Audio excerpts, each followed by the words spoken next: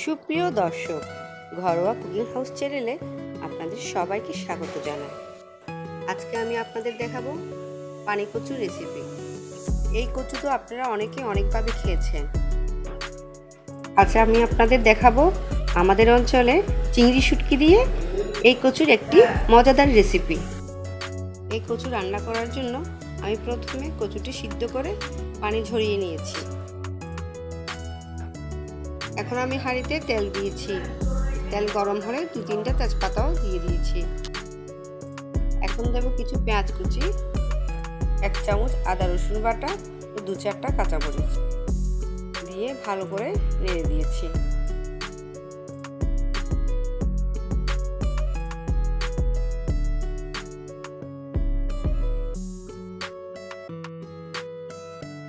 আদা রসুনের গন্ধ ভালো করে চলে গেলে চিংড়ি শুটকিগুলো ভালো করে ভেজে নেব।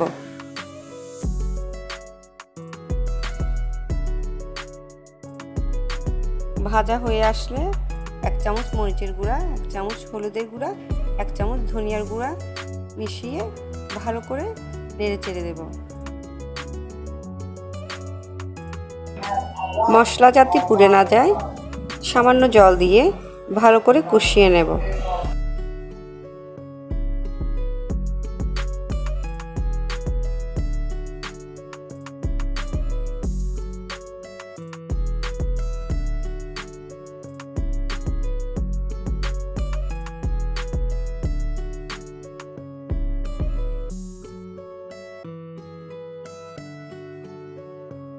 মশলা ভালো করে কষা হলে সিদ্ধ কচুগুলো ঢেলে দেব।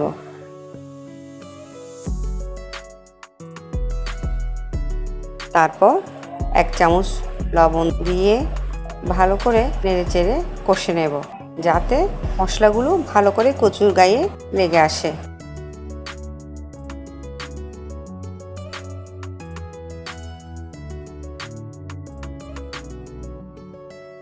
তারপর কচুগুলো নরম হওয়ার জন্য গরম জল দেব। যতক্ষণ পর্যন্ত কচুগুলো নরম হয়ে না আসে ততক্ষণ পর্যন্ত কচুগুলো সিদ্ধ হতে থাকবে।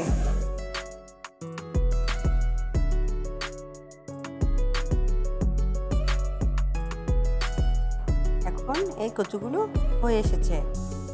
গরম গরম এই কচুগুলো পরিবেশন করলে খেতে খুব ভালো লাগবে। আপনারাও বাসায় এভাবে একবার ট্রাই করে দেখবেন, আপনাদের অবশ্যই ভালো লাগবে। আর আমার এই ভিডিওটা আপনাদের ভালো লাগলে অবশ্যই একটি লাইক দেবেন আর সাবস্ক্রাইব করে আমার চ্যানেলের পাশে থাকবেন।